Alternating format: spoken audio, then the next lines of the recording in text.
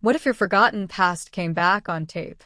In this haunting tale, a photojournalist stumbles into a decaying memory archive and finds herself recorded in a love story she doesn't remember living.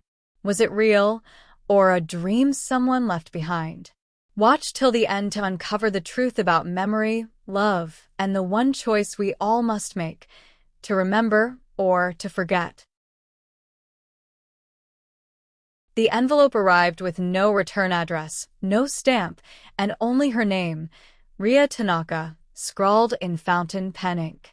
It was tucked beneath her apartment door one damp Thursday morning, water seeping from the corners. Inside was a key, old, brass, numbered 031, and a single sentence typed on stiff cardstock. "You forgot. Start here." There was no signature. Rhea should have tossed it.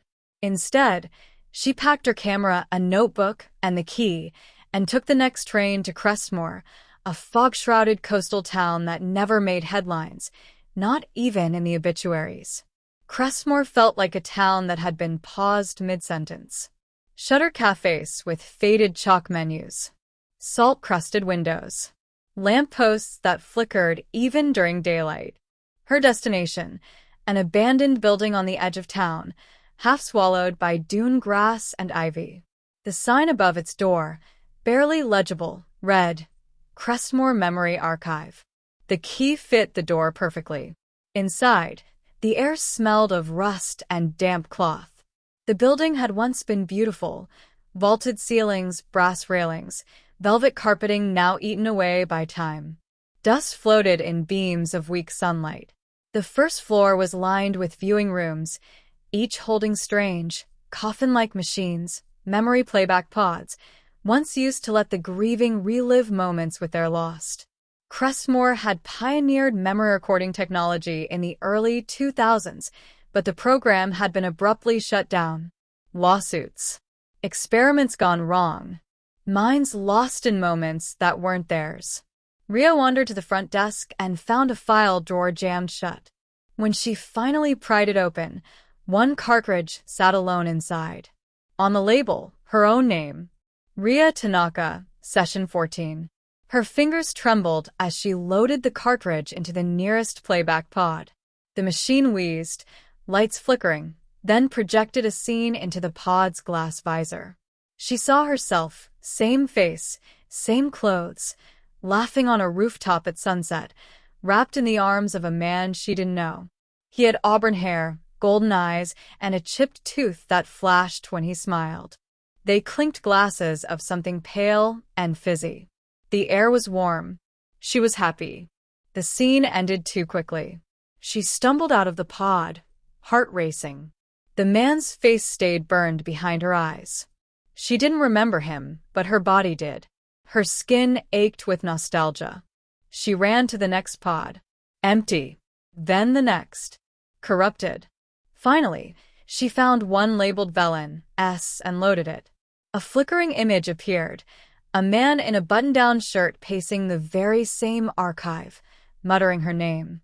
"Rhea, please remember. Please remember this time." Her legs gave out. On the wall, a dusty corkboard held dozens of missing persons flyers. Most yellowed and torn. One, pristine and recent, was for Sam Velen. The photo was identical to the man in her memory. Someone had left this here for her. Someone wanted her to find this. But why? Rhea stayed in Crestmore longer than she intended, renting a room above a shuttered art supply store that smelled like mold and varnish. Each morning, she returned to the memory archive with a thermos of black coffee, a recorder, and a growing sense that the town itself wanted her to remember something. The reels were stored in metal cabinets lining the lower floor, each drawer labeled with faded names. Most of the early ones were corrupted, grainy, flickering, or blank. But some still worked. She sat for hours inside the playback pods, watching strangers' memories like old films. A birthday party under stormy skies. A young woman throwing stones into the sea. A boy building a house of cards by candlelight. But then she found one labeled R. Tanaka 07. She hesitated, loaded it. The scene showed her pacing a dark hallway, whispering, "I'm not ready." Her eyes were swollen from crying. She turned sharply toward the camera and said, "If I ever come back, don't let me watch the last one." Then the image cut to black. The warning rattled her. In the next reel, she saw the man again, Sam. Only now they were arguing. He shouted. She wept. She said something about leaving before the mirror fractures again. They embraced. The moment held, and then rewound, then played again, and again. Something was wrong with the reel. It was caught in a loop. Rhea felt sick. It wasn't just technology. It was like the memory itself didn't want to end. She left the archive and went into town. At the local diner, she asked the waitress about Sam Velen. The woman's smile froze. He worked at the archive. Brilliant, quiet. Thought you two were close. Rhea shook her head. I never met him. The woman just blinked. You were here every day that summer. Later that night, Rhea found a new reel waiting for her on the archive's front steps. No label. Inside, it showed only a distorted reflection, like a mirror vibrating underwater. She couldn't make out details, only the feeling. Fear, sadness, longing. When she reached out toward the glass, the memory surged and flashed. Two figures running through a corridor, a door slamming, and her own voice yelling, "Erase it. I can't carry this." She stepped back, then noticed something she hadn't before. The logbook, cracked leather and fragile, had a section marked Authorized Staff. Her name was there, signed in ink, next to Sam Velen's. No date.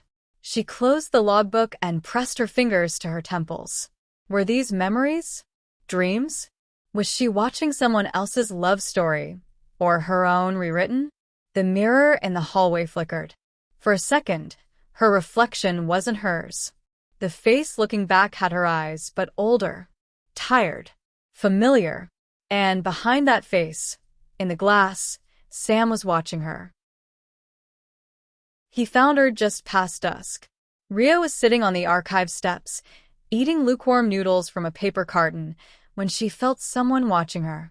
She looked up, and there he was, tousled auburn hair, golden eyes, a chipped tooth when he smiled. The man from the memory reel. Sam Velen. But older than she expected. Wearier.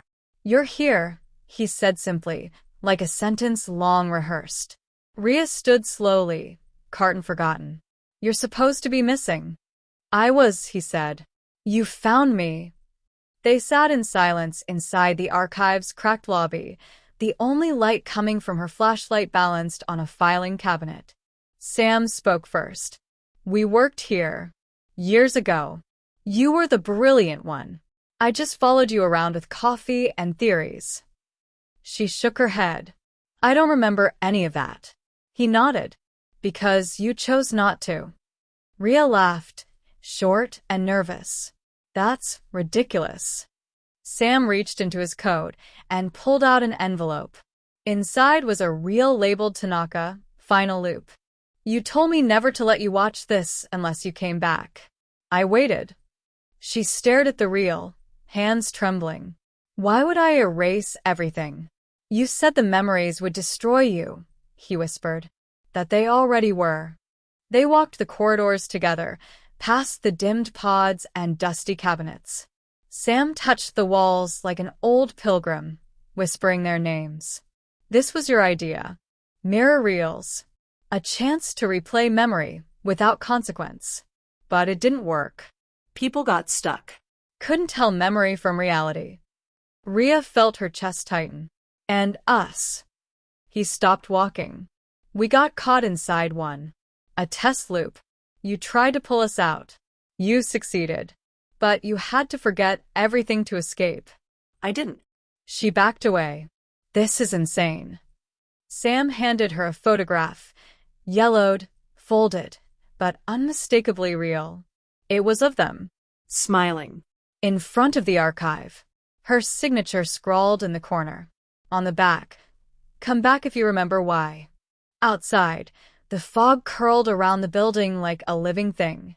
Inside, Rhea touched the reel, heart pounding. She looked at Sam. "If this is true," she whispered, "then what's the last memory?" He hesitated. "The one where we said goodbye. And you promised never to come back." "But I did." He smiled, painfully. "You always do." Rhea watched the reel labeled "The Real Betrayal" late that night, sitting alone in the deepest room of the archive, one that had always been locked until that evening, when she found it already open. The playback began in darkness, then slowly resolved into a series of scenes. A lab. Her voice. Sam's. A timeline drawn on a whiteboard. They were building something, testing memory loops using real people. Volunteer subjects, sometimes each other. In one memory, Rhea stood over a console, hands shaking as she typed commands. "We can't keep doing this," she said. "They're losing more than they gain." "You mean us," Sam replied quietly. She closed her eyes as if in pain. "If I keep remembering this, I'll stop being me." Another scene. Rhea alone. Stealing documents, wiping logs. Selling something to a faceless buyer. The betrayal. Not of Sam, but of the project. Of herself. She'd erased her identity to escape responsibility. The reel glitched, skipped, and resumed. Sam begged her in the hallway. "You don't have to do this. We can start over." But she had already chosen. The memory ended with her whispering into the console. "Delete me.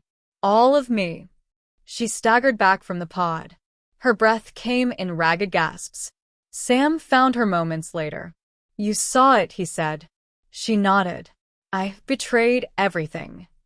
You thought you were saving yourself. But I made you remember alone." He knelt beside her. "I didn't want to, but I couldn't let go." They sat in silence. The weight of memory pressed around them like water. Rhea finally spoke. "Is there another reel?" He hesitated. "Just one." She stood slowly. "Let's watch it. Together."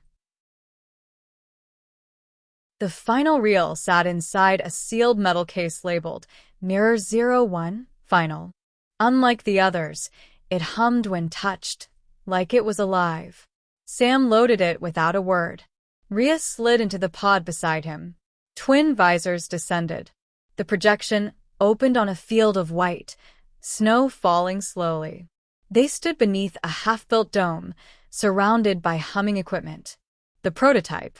Sam was pacing, muttering calculations. Rhea stared at the console. Her past self was visibly shaking. "You're not ready," Sam said. "I'm already forgetting," Rhea whispered. "We finish this now, or I disappear anyway." The reel shifted to later that night. They were seated beside the prototype's heart, a device meant to localize and store memory in a repeating, editable loop. It worked perfectly for one person. But when two minds intertwined, memories merged, realities fractured. They tested it. It broke them. Rhea watched herself crumble. "I can't live in a world where I love you and don't know why." "You will," Sam said. "We'll remember together." She shook her head. "No." "I'm not strong enough. One of us has to forget. To stay safe." The final moments blurred. They kissed. Then Rhea injected herself with the purge protocol. She didn't cry. Sam did. The reel faded. The pod released them. Silence fell. "You were trying to protect me," Sam said quietly. "No," Rhea replied. "I was trying to protect myself from what I'd done. From who I was." They stood in the darkened room. The prototype device, broken and forgotten, sat nearby. Sam reached into his coat again. "One last reel." "This isn't a recording," he said. "It's a reset. We could relive the good parts. One last time." Rhea touched the reel gently. "And after that? We forget each other. Forever." Rhea stood at the edge of the archive's rooftop as dawn broke over Crestmore, the ocean whispering below. The final reel sat between her and Sam, waiting. They had watched everything, said everything. There was nothing left but the choice. Will it hurt? She asked. Sam nodded. Only at first. Then it gets quiet. She held the reel for a long time, then handed it back. No. I want to remember, even the bad parts. They're mine. He smiled softly. Then I'll forget for both of us. They didn't kiss goodbye. They had already done it too many times in too many ways. Sam activated the reel. His expression softened, distant. When he looked at her again, it was with polite confusion. Sorry, do I know you? Rhea smiled through tears. No. But you did. She left the archive before demolition crews arrived. The reels were packed into crates. One, unlabeled, stayed in her coat pocket. Back in the city, she resumed work, photographing strangers, interviewing forgotten artists, documenting lives that felt more real than her own. But sometimes, in quiet moments, a memory would flicker. The sound of snow on a glass dome, the smell of sea salt, the warmth of someone's hand in hers. She never looked them up, never tried to find out what became of him. Some stories, she decided, aren't meant to be recovered. Years later, walking through a gallery, she stopped at a photograph, a blurry rooftop, a woman laughing into golden light, a man holding her like she was all that mattered. No title, no artist listed, but she stood before it for a long time, smiling, then walking away, ready, finally, to live a life that wasn't made of loops. If you were given a second chance to remember someone you once loved, would you take it? If the Memory Archivist left you rethinking memory, identity, and lost love, leave a comment below. Don't forget to like, subscribe, and share with someone who's ever wondered what if. Because sometimes, the best stories aren't the ones we write, they're the ones we forget, until it's too late.